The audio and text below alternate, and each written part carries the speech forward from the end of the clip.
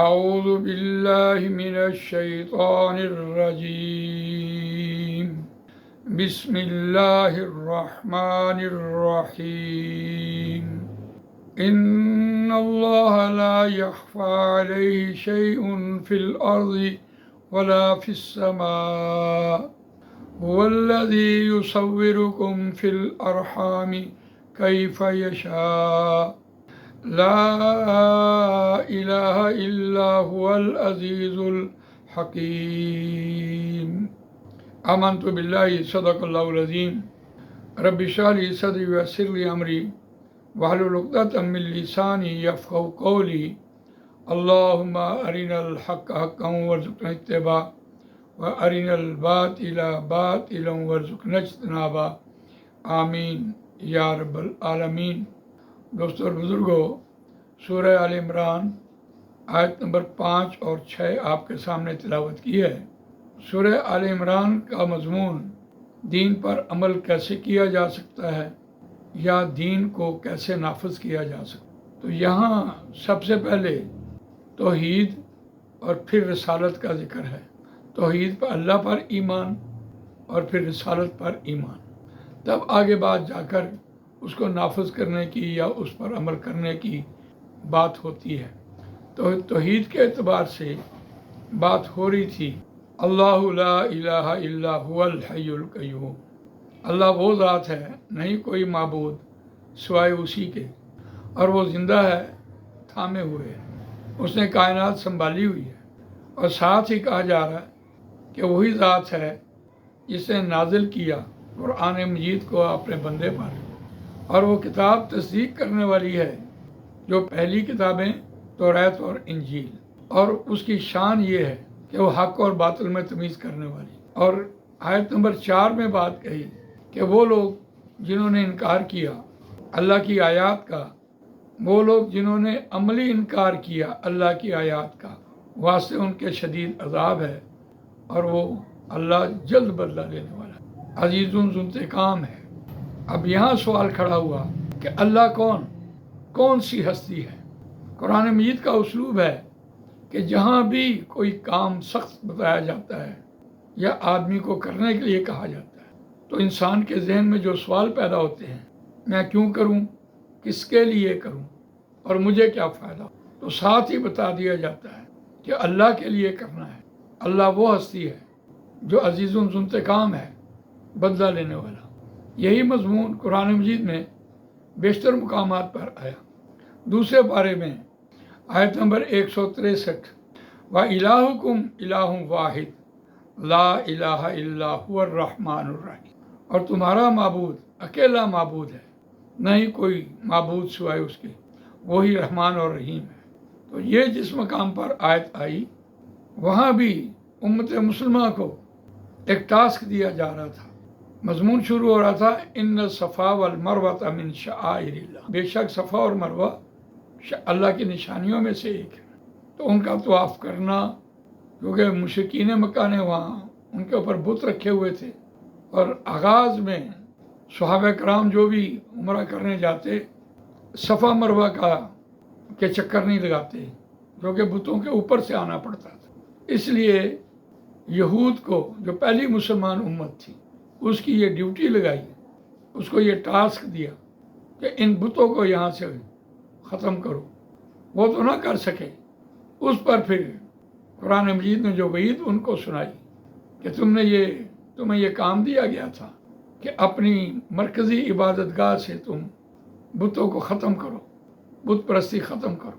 تو انہوں نے اماں ہاجرہ کے اور حضرت اسماعیل علیہ السلام کے اس نشان کی وجہ سے اس پر وہاں سے بت نہیں ہٹائے، اپنی ذمہ داری پوری نہیں کی، اس لیے اللہ تعالیٰ نے وہاں ان کو وعید سنائی ہے، اور کام سونپا گیا کہ جو لوگ حج کرنے جائیں اور وہاں سے جو تعلیمات لے کر آئیں ان کو معاشرے میں عام کریں۔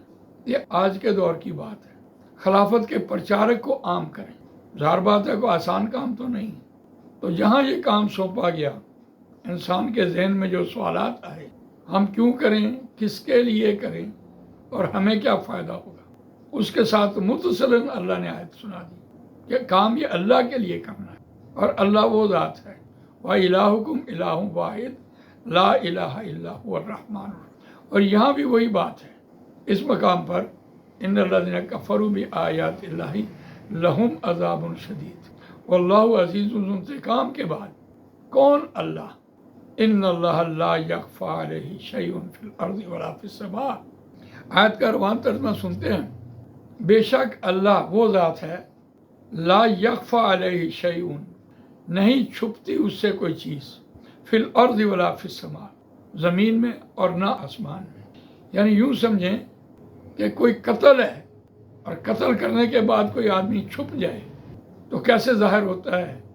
اللہ تعالیٰ اس کو ظاہر کرتے ہیں۔ اللہ سے کوئی چیز چھپی ہوئی نہیں، اللہ حاضر و ناظر ہے، اللہ جانتا ہے۔ یہی مضمون ہم آیت الکرسی میں پڑھ کے آئے، یعلم ما بین ایدیہم وما خلفہم، وہ جانتا ہے جو ان کے سامنے ہے اور جو ان کے پیچھے ہے۔ ولا یحیطون بشیء من علمہ الا بما شاء، اور نہیں احاطہ کرتی کوئی چیز اس کے علم سے مگر جسے وہ چاہے۔ تو جو زمین پہ بسنے والے ہیں، کوئی بھی گناہ کرنے کے بعد ان کے ذہن میں یہ تصور ہونا چاہیے کہ اللہ ہمیں دیکھتا ہے اور کوئی چیز ہم سے اللہ سے چھپتی نہیں ہے۔ اللہ تعالیٰ نے یہاں اپنی پہچان کروائی ہے، هو الذی یصورکم فی الارحام کیف یشاء، وہی ذات ہے جو تصویر کشی کرتا ہے تمہاری ماں کے رحموں میں، ماں کے پیٹوں میں، یعنی کتنے پردوں کے اندر وہ تصویر کشی کرتا ہے۔ اس سے اور کیا مثال ہوگی کہ جو چھپی ہوئی چیز کو وہ جانتا ہے۔ لا الہ الا ہو، نہیں کوئی معبود سوائے اسی کے، وَهُوَ العزیز الحکیم، اور وہ زبردست حکمت والا ہے۔ یہاں عزیز الحکیم سے مراد یہ ہے کہ اللہ تعالیٰ ماں کے پیٹ میں جو بچہ پیدا کرتا ہے اس کی تقدیر بھی وہ لکھتا ہے، اسے کیا بننا ہے، کیسا بننا ہے، کتنی اس کی عمر ہوگی، کیا اس نے کھانا ہے، کیا پینا ہے، وہ حکیم ہے۔ اس اعتبار سے دیکھیے اللہ تعالیٰ نے یہاں اپنی پہچان کیسے کروائی۔ اللہ تعالیٰ مجھے آپ کو قرآن بھی پڑھنے، سمجھنے، اس پر عمل کرنے، اس کو دوسروں تک پہنچانے کی توفیق عنایت فرمائے۔ سبحانک اللہم و بحمدک، نشہد ان لا الہ الا انت، نستغفرک و نتوب الیک۔ اعوذ باللہ من الشیطان الرجیم، بسم اللہ الرحمن الرحیم۔ هو الذی انزل علیک الکتاب منہ آیات محکمات ہن ام الکتاب و اخر متشابہات، فَأَمَّا الَّذِينَ فِي قُلُوبِهِمْ زَيْغٌ فَيَتَّبِعُونَ مَا تَشَابَهَ مِنْهُ ابْتِغَاءَ الْفِتْنَةِ وَابْتِغَاءَ تَأْوِيلِهِ وَمَا يَعْلَمُ تَأْوِيلَهُ إِلَّا اللَّهُ وَالرَّاسِخُونَ فِي الْعِلْمِ يَقُولُونَ آمَنَّا بِهِ كُلٌّ مِّنْ عِندِ رَبِّنَا وما يذکر الا اولو الالباب۔ آمنت باللہ، صدق اللہ العظیم۔ رب اشرح لی صدری ویسر لی امری واحلل عقدۃ من لسانی یفقہوا قولی۔ اللہم ارنا الحق حقا وارزقنا اتباعہ وارنا الباطل باطلا وارزقنا اجتنابہ، آمین یا رب العالمین۔ دوستو اور بزرگو، سورہ آل عمران آیت نمبر 7 آپ کے سامنے تلاوت کی ہے۔ مضمون کے اعتبار سے قرآن مجید پر ایمان، دین کو نافذ کرنے کے اعتبار سے یا دین پر عمل کرنے کے اعتبار سے قرآن مجید پر ایمان لانا لازمی جز ہے۔ نبی اکرم صلی اللہ علیہ وسلم کی قائم مقام کتاب، اور اس آیت میں قرآن مجید کے مضامین، ان کے بارے میں ہر چیز بیان ہو گئی، آیات محکمات اور آیات متشابہات۔ ہم نے دیکھا کہ متشابہات جو ملی جلی آیتیں ہیں آج کی دنیا میں، ان کو پیش کر کے لوگوں کو قرآن مجید سے دور کیا جاتا ہے۔ اس لیے ضروری تھا کہ قرآن مجید آیات محکمات بیان کرتا اور آیات متشابہات بھی بیان کرتا، کچھ ملی جلی آیتیں بیان کرتا۔ اور ملی جلی سے مراد یہ ہے کہ نبی اکرم صلی اللہ علیہ وسلم کے دور میں یہود ہوں، عیسائی ہوں، مشرکین مکہ ہوں، یا بدو ہوں، یا اہل ایمان ہوں، یا منافقین ہوں، جیسے جیسے نبی اکرم صلی اللہ علیہ وسلم کے پاس کوئی سوال لے کے آیا، کوئی بات پوچھنے کے لیے آیا، تو اس کو مد نظر رکھ کر نبی اکرم صلی اللہ علیہ وسلم نے جو اس کو نصیحت کی یا جو واقعہ سنایا، قرآن مجید نے اس کو اسی طرح نوٹ کیا، کیونکہ وہ وہی تھی۔ اب موسیٰ علیہ السلام کا ذکر قرآن مجید میں کتنی بار آیا؟ تقریباً ہر صورت میں آیا۔ حضرت عیسیٰ علیہ السلام کا ذکر ہو، منافقین کا ذکر ہو، تو مختلف لوگ جیسے آئے، جیسے جیسے انہوں نے پوچھا ویسے ویسے جوابات دیے گئے۔ تو ایک بات موسیٰ علیہ السلام ہو یا کوئی اور نبی ہو یا حضرت ابراہیم علیہ السلام، تو ان کے واقعات کو قرآن مجید نے طرح طرح سے بیان کیا، اور وہ ملتی جلتی آیتیں ہوتی ہیں۔ مثال کے طور پر ایک مقام پر، بلکہ بہت سے مقامات پر، ان الذین آمنوا والذین ہادوا والنصارى والصابئین من آمن باللہ والیوم الآخر وعمل صالحا فلہم اجرہم عند ربہم ولا خوف علیہم ولا هم یحزنون۔ ولا خوف علیہم ولا هم یحزنون کتنے مقامات پر آیا؟ سورہ بقرہ میں 6 بار آیا، اور موقع کی مناسبت سے آیا۔ کسی جگہ پر بلا من اسلم وجہہ للہ وہو محسن فلہ اجرہ عند ربہ ولا خوف علیہم ولا هم یحزنون فإما یأتینکم منی ھدی فمن تبع ھدای فلا خوف علیہم ولا هم یحزنون۔ اب ولا خوف علیہم ولا هم یحزنون بیشتر مقامات پر آیا اور مختلف انداز سے بیان ہوا، اور اس سے یہ مراد نہیں لی جا سکتی کہ یہ متشابہات ہیں، جس موقع کی مناسبت سے وہ بات آئی۔ اب یہی آیت سورہ مائدہ میں آیت نمبر 69، ان الذین آمنوا والذین ہادوا والصابئون والنصارى من آمن باللہ والیوم الآخر وعمل صالحا فلا خوف علیہم ولا هم یحزنون۔ اور وہاں ہادو والنصارى والصابئین من آمن، وہاں یہ ترتیب تھی، اور سورہ مائدہ میں یہ ترتیب آ گئی، والصابئون والنصارى یہ ترتیب آ گئی۔ تو یہ ملی جلی آیتیں ہیں، ان کو ہم متشابہات نہیں کہہ سکتے، لیکن ہم ملی جلی کہہ سکتے ہیں۔ تو ان کی تفصیل بھی قرآن مجید میں بیان ہوئی، لیکن کمال بات یہ ہے کہ جو لوگ عمل کرنے والے ہیں ان کا کیا کردار ہے، جو عمل نہیں کرنے والے ان کا کیا کردار ہے۔ دونوں کردار یہاں بیان ہوئے۔ آیت کا روان ترجمہ سنتے ہیں، هو الذی انزل علیک الکتاب منہ آیات محکمات ہن ام الکتاب، وہی ذات ہے جس نے اتاری کتاب آپ پر، منہ آیات محکمات، اس میں آیات محکمات ہیں، محکم آیات، ہن ام الکتاب، وہی کتاب کی ماں ہے۔ دین کے بنیادی ستون، نماز، روزہ، حج، زکوٰۃ، توحید، رسالت، معاد، جیسے ہم سورہ بقرہ میں پڑھ کے آئے۔ دین کیا ہے؟ ایمانیات، معاملات، اخلاقیات، تعزیرات، دیت، نکاح، طلاق، قرض کا لین دین، سود کا ذکر، ہر چیز بیان ہوئی، اور وہ محکمات ہیں۔ دین کیا ہے؟ اور وہی کتاب کی جڑ ہیں، کتاب کی بنیاد ہیں۔ وَأُخَرُ مُتَشَابِهَاتٌ، اور کچھ ملتی جلتی بھی ہیں۔ فَأَمَّا الَّذِينَ فِي قُلُوبِهِمْ زَيْغٌ، پس بہرحال وہ لوگ جن کے دلوں میں کجی ہے، ٹیڑھ ہے، فَيَتَّبِعُونَ مَا تَشَابَهَ، پس وہ اتباع کرتے ہیں جو متشابہات ہیں اس میں سے، مِنْهُ ابْتِغَاءَ الْفِتْنَةِ وَابْتِغَاءَ تَأْوِيلِهِ، اس میں سے فتنے کی تلاش کرنا یا اس میں بہت سے مطالب نکالنا۔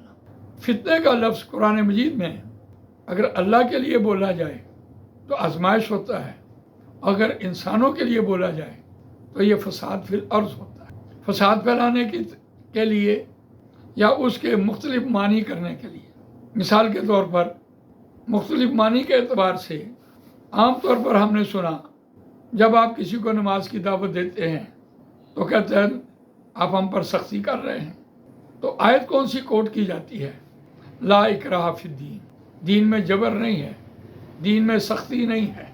حالانکہ اس کا مفہوم یہ نہیں، اس کا مفہوم یہ ہے کہ کوئی عیسائی ہے، کوئی یہودی ہے، کوئی مشرک ہے، کوئی برہمن ہے، کوئی شودر ہے، کوئی نان مسلم، ہم اس کو زبردستی مسلمان نہیں کریں گے۔ اپنی آزاد مرضی سے جب وہ مسلمان ہو جائے تو اس پر یہ دین اسلام کے تمام قوانین لاگو ہوتے ہیں، اور ہم نماز کے اعتبار سے یہ کہہ رہے ہوتے ہیں دین میں کوئی جبر نہیں ہے۔ بالکل اسی طرح یضل بہ کثیرا، بھئی وہ گمراہ کرتا ہے بہتوں کو، اور اس کو قرآن مجید پہ فٹ کر رہے ہوتے ہیں کہ قرآن مجید لوگوں کو گمراہ کرتا ہے، بلکہ ایسا نہیں ہے۔ وہاں بھی ایک مثال کے طور پر بات ہوئی تھی، ان اللہ لا یستحی ان یضرب مثلا ما بعوضۃ فما فوقها فاما الذین آمنوا فیعلمون انہ الحق من ربہم واما الذین کفروا فیقولون ماذا اراد اللہ بہذا مثلا یضل بہ کثیرا ویہدی بہ کثیرا۔ اللہ تعالیٰ اس مچھر کی مثال سے بہتوں کو ہدایت دے دیتا ہے اور بہت اس سے گمراہ ہو جاتے ہیں۔ اور مشرکین مکہ کا یہ سوال تھا، یہ کہنا تھا کہ ہم گوشت پوشت کے انسان ہیں، ہم پڑھے لکھے لوگ ہیں، ہم کھاتے پیتے ہیں، اور قرآن مجید میں یہ مکھی، مچھر اور چونٹی کی کیوں مثالیں دی جا رہی؟ ہمیں مثال دینی ہے تو کوئی ہمارے شایان شان لے کے آئیں، کوئی ہمارے شایان شان پیش کرے۔ تو آج ہم اس کو فٹ کر رہے ہوتے ہیں کہ قرآن مجید کی طرف، تو یہ بھی اس کا بڑا غلط اطلاق ہوتا ہے۔ اسی طرح ہم نے سنا یا ایھا الذین آمنوا لا تقربوا الصلاۃ، اے اہل ایمان نماز کے قریب نہ جاؤ۔ پوری آیت نہیں پڑھنی، یا ایھا الذین آمنوا لا تقربوا الصلاۃ وانتم سکارى حتی تعلموا ما تقولون، اے اہل ایمان نماز کے قریب نہ جاؤ۔ اب یہ آیت ہم کوٹ کر رہے ہوتے ہیں، حالانکہ اس آیت کا ترجمہ اگر پورا دیکھا جائے تو تم نشے کی حالت میں نماز کے قریب نہ جاؤ، اور نشہ بھی کیا کہا؟ حتی تعلموا ما تقولون، یہاں تک کہ تم جان لو جو تم کہتے ہو۔ آیت پوری یہ ہے، اور ہم اس کو کہاں کوٹ کر رہے ہوتے ہیں۔ اور یہ جو 3 مثالیں میں نے ابھی آپ کے سامنے رکھی ہیں، یہ ہے فَيَتَّبِعُونَ مَا تَشَابَهَ مِنْهُ ابْتِغَاءَ الْفِتْنَةِ وَابْتِغَاءَ تَأْوِيلِهِ وَمَا يَعْلَمُ تَأْوِيلَهُ إِلَّا اللَّهُ، اور نہیں جانتا اس کی تعویلیں اس کے مطالب سوائے اللہ کے، کوئی نہیں جانتا۔ وَالرَّاسِخُونَ فِي الْعِلْمِ يَقُولُونَ آمَنَّا بِهِ، اور راسخ علم والے، پختہ علم والے، وہ کہتے ہیں آمنا بھی، ہم اس پر ایمان لائے۔ اور اس سے کیا مراد ہے کہ جو فتنہ پھیلانے والا شخص ہے، جو اس کے غلط مطلب نکالنے والا شخص ہے، وہ تو قرآن ہی پیش کر رہا ہے۔ اور جو راسخ علم والے ہیں، اگر وہ اس قرآن کی آیت کا انکار کریں تو یہ ان کے لیے بہت بری بات ہوگی۔ لہذا وہ کہتے ہیں کہ ہاں یہ قرآن مجید کی آیت ہے، ہمارا اس پر ایمان ہے۔ آمنا بہ کل من عند ربنا، یہ ہر آیت جو ہے ہمارے رب کے پاس سے ہے، ہمارے رب کی طرف سے ہے۔ وما یذکر الا اولو الالباب، اور ساتھ ہی کہا کہ نہیں نصیحت پکڑتے مگر ہوش مند لوگ، عقل والے، لب والے، عقل مند لوگ جو ہیں وہی اس سے نصیحت پکڑتے ہیں، اور جو عقل سے کام نہیں لیتے وہ دوسری رو میں بہہ جاتے ہیں۔ تو یہاں قرآن مجید کے اعتبار سے جو اس میں مضامین آئے، اس پر واضح کیا گیا کہ کن کن چیزوں پر آپ نے ایمان لانا ہے۔ آپ نے اس کو یہودیوں کی طرح اس میں سے ٹکڑے ٹکڑے نہیں کر لینا۔ یہ ان کا بھی یہ کام تھا کہ جہاں جگہ آسانی آئی اس کو اختیار کر لیا، اور جہاں مشکل آئی اس کو چھوڑ دیا۔ تو اللہ تعالیٰ مجھے آپ کو قرآن مجید پڑھنے، سمجھنے، اس پر عمل کرنے، اس کو دوسروں تک پہنچانے کی توفیق عطا فرمائے۔ سبحانک اللہم و بحمدک، نشہد ان لا الہ الا انت، نستغفرک و نتوب الیک۔